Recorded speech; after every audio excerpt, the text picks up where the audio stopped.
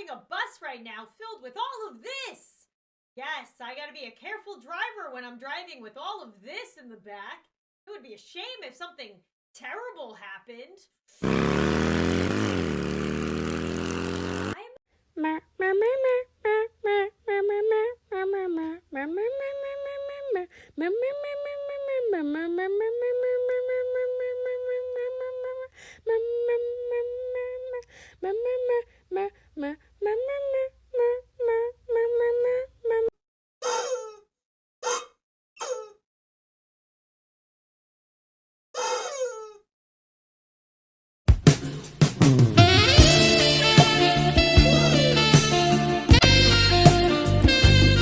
This is embarrassing, but I'm finally ready to share that I love this. I love it so much. I'm not worried about it. I'm not worried about any of this. I'm not worried about this.